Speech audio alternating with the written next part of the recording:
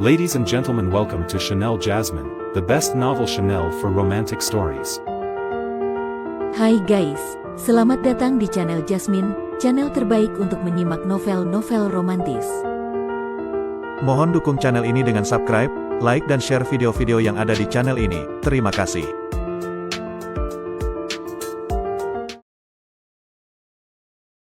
Kaisar Agung Seni Bela Diri Bab 770. Setelah Kim Yaolun, sang putri suci atau santo perempuan dari Taisi, melarikan diri dalam keadaan terkejut, kota Dewa Perang mengalami periode ketenangan relatif. Teknik kultivasi klan Dewa Perang bukanlah sebuah rahasia besar. Teknik tersebut hanya dapat digunakan hingga mencapai tingkat Dewa Langit. Meski dapat dipelajari oleh klan manusia, klan iblis, atau klan siluman, teknik pada level ini tidak akan menarik perhatian atau memicu rasa iri. Informasi yang terkandung dalam reinkarnasi tidak mengecewakan. Luo Xiu memang memperoleh kelanjutan teknik kultivasi dari sana. Namun, karena tingkat kultivasinya saat ini berada pada tingkat Raja Dewa, ia hanya bisa mendapatkan metode kultivasi untuk tingkat tersebut. Metode kultivasi pada tingkat ini sangat mendalam. Sepertinya, dari tingkat Raja Dewa inilah potensi sejati klan Dewa Perang dapat sepenuhnya dikembangkan, memberikan kekuatan tempur yang luar biasa. Dengan tingkat pemahaman Luo Xiu terhadap teknik kultivasi dan seni rahasia pada level saat ini, bahkan para ahli yang telah berkultivasi selama ribuan atau jutaan tahun belum tentu dapat menyamainya. Perlu diketahui, Luo Xiu memiliki akses ke reinkarnasi, harta karun yang sangat besar. Selain rahasia hukum yang melampaui aturan Dao Surgawi, hampir tidak ada teknik kultivasi, teknik ilahi, atau seni rahasia yang tidak ia kuasai. Selama bertahun-tahun, Luo Xiu telah mempelajari berbagai teknik kultivasi, teknik ilahi, dan seni rahasia yang tak terhitung jumlahnya. Banyak di antaranya bahkan tidak pernah terdengar oleh para ahli di 3000 dunia alam semesta, dan sebagian lainnya adalah teknik terkenal di 8 alam tertinggi. Melalui penggabungan esensi berbagai teknik kultivasi, seni rahasia, dan teknik ilahi, Luo Xiu menciptakan Dewa Perubahan dan menetapkannya sebagai jalan kultivasinya di masa depan. Dewa perubahan milik Luo Xiu dapat dikatakan berakar pada reinkarnasi, tetapi berada di atasnya, bahkan mampu mengembangkan reinkarnasi itu sendiri. Jalan ini luar biasa dan menggemparkan zaman.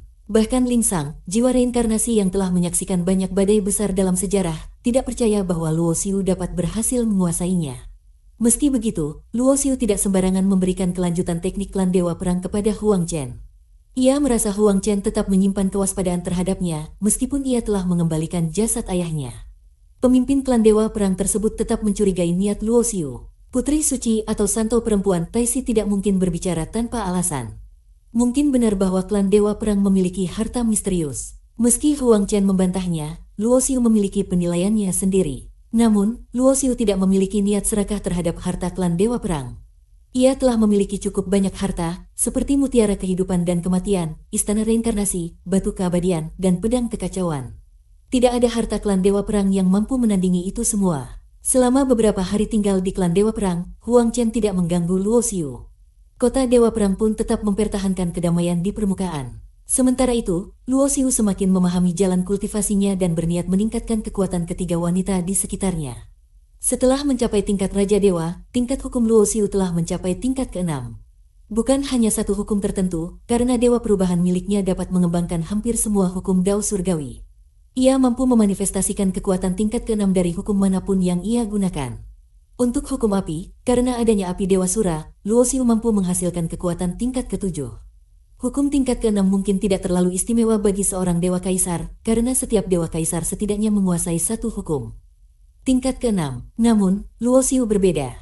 Melalui Dewa Perubahan, ia dapat menggabungkan hukum dan memanfaatkan berbagai seni rahasia, menghasilkan kekuatan hukum tingkat ke-7 dengan mudah. Dari semua hukum, 4 hukum tertinggi kehidupan, kematian, ruang, dan waktu adalah yang terkuat. Dari ketiga wanita di sekitarnya, Ji Xiaozi mempelajari hukum ruang, Ning Hanyu mempelajari hukum kehidupan, sedangkan Qi Yurong memiliki bakat khusus dalam hukum elemen kayu. Di antara ketiganya, Luo Xiu berencana untuk lebih memfokuskan pengajaran kepada Ji Xiaozi dan Ning Hanyu. Meskipun Qi Yurong mungkin sulit menyamai level kedua wanita itu, Luo Xiu yakin dengan kemampuannya, Qi Yurong tetap dapat berkembang dengan baik. Luo Xiu sangat percaya diri terhadap Dewa Perubahan miliknya. Jika ia tidak memiliki keyakinan seperti itu, ia tidak akan meninggalkan jalan pintas dengan mempelajari aturan lain secara langsung. Selain itu, seorang kultivator sejati harus sepenuhnya percaya pada jalannya sendiri.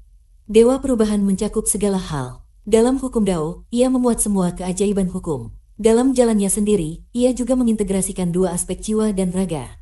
Secara makro, kultivasi terbagi menjadi jalur hukum dan jalur diri. Jalur hukum mencakup berbagai hukum Dao surgawi. Ada yang mempelajari satu hukum, ada pula yang mempelajari banyak hukum. Tingkatannya beragam, dan wujudnya berbeda-beda. Jalur diri adalah aspek pribadi kultivator, yang terbagi menjadi dua aspek jiwa dan raga. Jiwa adalah roh, sedangkan raga adalah tubuh fisik. Metode untuk melatih jiwa sangat langka, dan untuk mencapai prestasi di jalur ini diperlukan bakat luar biasa serta teknik kultivasi tingkat tinggi. Sebagian besar kultivator yang menekuni jalur diri berfokus pada tubuh fisik. Tidak banyak orang yang mampu menguasai jalur hukum dan jalur diri sekaligus. Dalam sejarah, hanya ada beberapa orang yang berhasil, dan mereka menjadi sosok tak tertandingi. Namun, kebanyakan gagal di tengah jalan, karena kedua jalur ini sangat sulit untuk digabungkan. Bagaimanapun, tidak semua jenius dalam sejarah mendapatkan keberuntungan dan peluang besar seperti Luo Xiu. Senior, apakah Anda memanggil saya? Tidak lama kemudian, Ji Xiaoxi masuk ke kamar Luo Xiu. Luo Xiu tersenyum dan mengangguk, lalu berkata, kali ini aku memanggilmu ke sini karena ada sesuatu yang baik untukmu.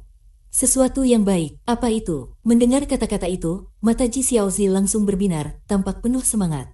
Ia sangat memahami kakak seniornya ini. Jika Luo Xiu yang bertindak, barang yang diberikan pasti bukan hal biasa. Bahkan, harta karun seperti pedang kekacauan dan batu keabadian pun pernah ia berikan kepada orang lain. Xiaoxi, aku rasa kau sendiri juga menyadari bahwa jika berbicara tentang bakat dan potensi, dibandingkan dengan para jenius luar biasa dari 3000 dunia besar di alam semesta ini, kau masih memiliki beberapa kekurangan. Meskipun bakat bukan satu-satunya penentu keberhasilan seseorang di masa depan, pengaruhnya tetap tidak dapat diabaikan, ujar Luo Xiu perlahan. Misalnya, di masa depan, ketika kau mencapai tingkat tertentu, mungkin bakat dan potensi alami akan membatasimu, membuatmu sulit melangkah lebih jauh.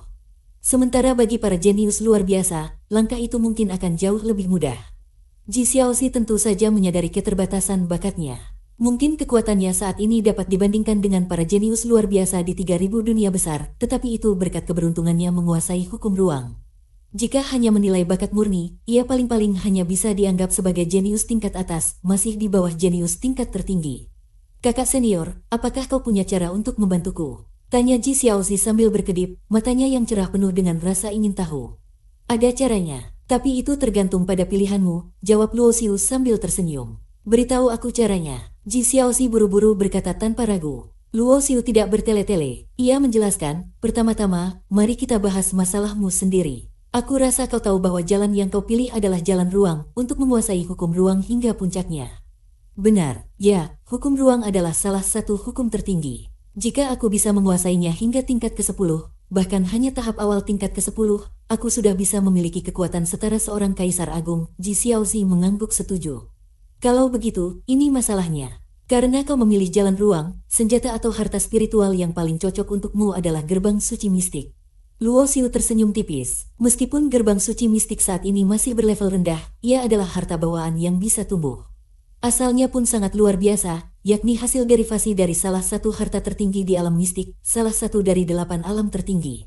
Harta yang berasal dari harta tertinggi alam mistik ini memiliki potensi pertumbuhan yang besar. Bahkan, di masa depan, tidak mustahil untuk menjadikannya setara dengan harta tertinggi alam mistik itu sendiri. Namun, untuk senjata atau harta bawaan seperti ini, pertumbuhannya harus melalui banyak pertempuran dan pertempaan bersama pemiliknya. Tetapi selama ini, kau jarang menggunakan gerbang suci mistik saat bertarung. Sebaliknya, kau lebih sering mengandalkan pedang pertempuran tingkat dewa yang diberikan oleh gurumu. Pedang itu memang sangat kuat, tetapi justru membatasi perkembanganmu. Kau menjadi bergantung padanya dan terjebak pada jalan yang salah. Bagaimanapun, harta milik orang lain, sekuat apapun, tidak akan pernah benar-benar menjadi milikmu. Setiap kata yang diucapkan Luo Xiu tepat mengenai inti permasalahan. Sebagai cucu Ji Xuankong, Ji Xiaoxi yang tumbuh dalam lingkungan keluarga kuat memiliki wawasan yang baik tentang dunia bela diri. Mendengar penjelasan Luo Xiu, ia segera menyadari kesalahannya. Tapi, kakak senior, gerbang suci mistik saat ini hanya merupakan harta tingkat Raja Dewa kelas bawah. Itu mungkin cukup untuk menghadapi Raja Dewa awal, tetapi melawan Raja Dewa tingkat menengah ke atas, kekuatannya jauh berkurang. Bahkan, jika lawanku memiliki senjata tingkat tinggi, aku bisa kesulitan, ujar Ji Xiaoxi dengan sedikit frustrasi. Walaupun harta ini bisa berkembang, aku tidak mengerti cara menempa senjata, jadi aku tidak tahu bagaimana meningkatkan levelnya. Ia sadar betul bahwa dengan bakatnya yang terbatas, ia tidak mungkin menyisihkan waktu untuk mempelajari seni tempa senjata. Itu bukan masalah. Kau tidak perlu tahu cara menempa senjata, karena aku tahu, ujar Luo Xiu dengan senyum percaya diri. Sambil berbicara, Luo Xiu mengangkat tangannya. Seketika, setumpuk besar material muncul di udara, membentuk gunung kecil. Material-material itu mengandung banyak logam ilahi dan besi berharga yang kaya akan kekuatan ruang. Selama bertahun-tahun, Luo Xiu telah menjelajahi berbagai dunia rahasia dan mengalahkan banyak ahli, sehingga memperoleh bahan-bahan ini. Mengumpulkan bahan untuk meningkatkan gerbang suci mistik bukanlah hal sulit baginya. Tanpa perlu Luo Xiu berbicara lebih lanjut, Ji Xiaozi sudah memahami maksudnya. Ia segera mengendalikan pikirannya, membuka alisnya, dan mengeluarkan gerbang suci mistik. Kakak senior, kau benar-benar tahu cara menempa senjata? Tanya Ji Xiaozi dengan penasaran. Ia tahu bahwa kakak seniornya adalah ahli tak tertandingi dalam seni alkimia, bahkan kakeknya pun memujinya. Selain itu, ia juga memiliki kemampuan luar biasa dalam bidang formasi. Namun, jika Luo Xiu juga menguasai seni tempa senjata, maka ia benar-benar seorang jenius yang luar biasa. Apakah ada sesuatu di dunia ini yang tidak bisa ia lakukan? Kalau aku bisa atau tidak, kau bisa lihat sendiri, jawab Luo Xiu sambil tersenyum. Ia tidak memberikan penjelasan lebih jauh. Dengan 5 jari terbuka, ia mengeluarkan api Dewa Sura yang langsung menyelimuti gerbang suci mistik. Bersambung.